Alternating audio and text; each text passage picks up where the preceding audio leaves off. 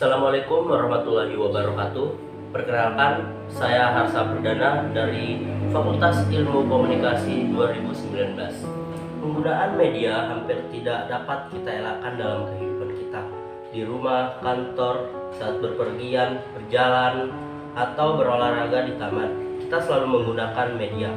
Jika pada beberapa tahun ke belakang, di mana internet sebagai media komunikasi belum berkembang, pemilihan media mungkin hanya terbatas pada media tradisional seperti TV, radio, surat kabar, majalah, dan buku.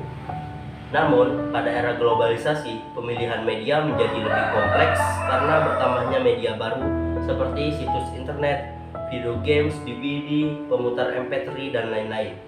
Berkembangnya berbagai macam media yang ada menuntut kita sebagai halayak untuk dapat mengambil keputusan, memilih media yang tepat guna memenuhi kebutuhan kita, masing-masing. Dalam tradisi kajian media, hal ini dikenal dengan usage and gratification, tentang bagaimana perilaku penonton terhadap media yang ditonton. Pertama-tama kita akan membahas dulu apa sih itu pengertian komunikasi. Kata atau istilah komunikasi berasal dari bahasa Latin communicatus yang berarti berbagi atau menjadi milik bersama. Dengan demikian, kata komunikasi menurut Kamus Bahasa mengacu pada suatu upaya yang bertujuan untuk mencapai kebersamaan.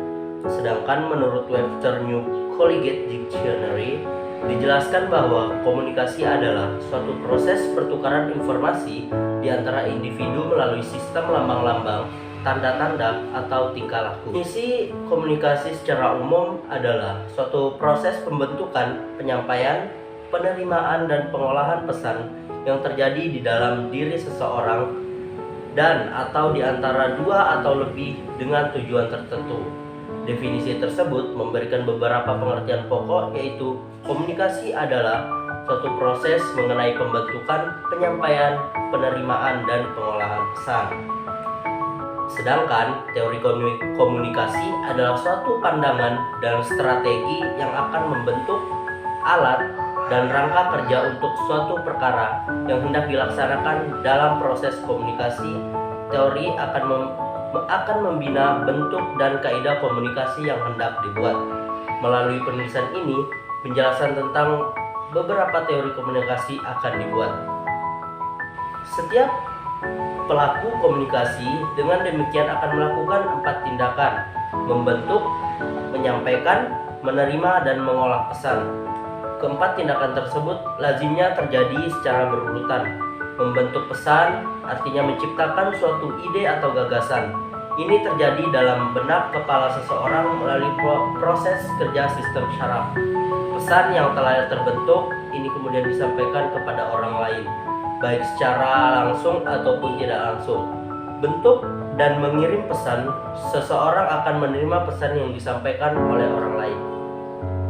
Berikutnya yaitu media yang saya gunakan yang saya teliti dalam penelitian ini. Medianya yaitu YouTube. Mungkin teman-teman semua tidak asing lagi dengan aplikasi satu ini. Aplikasi ini merupakan situs sharing yang banyak digunakan untuk berbagi video. Situs YouTube didirikan oleh mantan pekerja PayPal, Steve Chen, Chad Hurley, dan Jawed Karim pada Februari 2005. Sebagian besar konten di situs ini diunggah oleh individu, namun beberapa perusahaan media seperti CBS, BBC, Vivo, Hulu, dan beberapa perusahaan lain yang menayangkan materi mereka melalui situs ini sebagai bentuk program kerjasama. Hurley dan Chen pertama kali mendapatkan ide untuk mendirikan situs ini karena mereka mengalami kesulitan untuk membagi video. YouTube sendiri mulai startup ke teknologi setelah menerima investasi dari Swallow Capital sebesar 11,5 juta USD. Video pertama yang digunakan di situs ini berjudul Me at the Zoo, yang menayangkan salah satu pendiri YouTube saat berada di kebun binatang San Diego. Video ini diunggah pada 23 April 2005 dan masih dapat dilihat hingga saat ini. Saat ini pengguna internet dapat dengan mudah berbagi video melalui situs YouTube dengan hanya membuat channel yang dapat diregistrasi secara gratis. Berikut saya akan menayangkan video tentang penelitian yang saya kaji saat ini. Berikut videonya.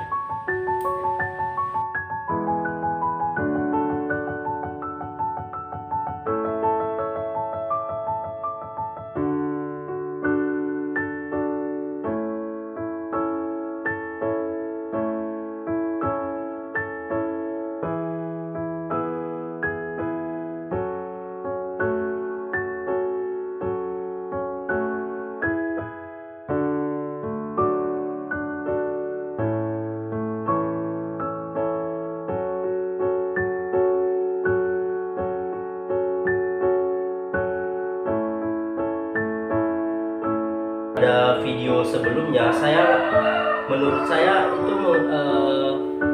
menggunakan teori uses and gratification. Secara umum, pendekatan uses and gratification adalah sebuah pendekatan untuk memahami mengapa halayak secara aktif mencari media yang khusus yang dapat memenuhi kebutuhan halayak. Pendekatan uses and gratification merupakan salah satu pendekatan yang memahami komunikasi massa yang berpusat pada halayak. Berbeda dengan teori komunikasi massa lainnya yang berpusat pada apa yang dilakukan media pada halayak. Pendekatan usage and gratification menitik beratkan pada apa yang dilakukan oleh halayak terhadap media itu sendiri. Sejarah usage and gratification. Pendekatan usage and gratification mulai digunakan oleh para peneliti media pada awal tahun 1940-an. Walaupun istilah uses and gratification sendiri belum digunakan saat itu. Herta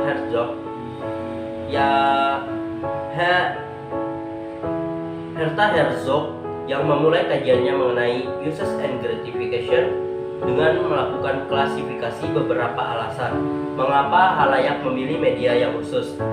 Ia melakukan wawancara terhadap penggemar opera sabun dan mengidentifikasi 3 macam gratifikasi, yaitu emosi, pembelajaran, dan wishful thinking. Pendekatan uses and gratification mengalami masa keemasannya pada akhir tahun 1950-an hingga 1970-an ketika televisi berkembang dengan pesat. Tidak seperti teori komunikasi massa lainnya yang menitik beratkan pada asumsi media. Pendekatan uses and gratification memberikan kekuasaan pada halayak untuk memutuskan media mana yang akan dipilih atau dikonsumsi. Halayak memiliki peran aktif dalam melakukan interpretasi dan mengintegrasikan media dalam kehidupannya. Pada uses and gratification, halayak bertanggung jawab terhadap pemilihan media untuk memenuhi kebutuhannya. Dalam proses komunikasi massa, inisiatif lebih banyak berkaitan dengan pemuasan kebutuhan dan pemilihan media terletak pada anggota halayak. Media massa berkompetisi dengan sumber-sumber lainnya untuk memuaskan kebutuhannya. Tujuan penggunaan media massa dapat disimpulkan dari data yang disediakan oleh anggota halayak.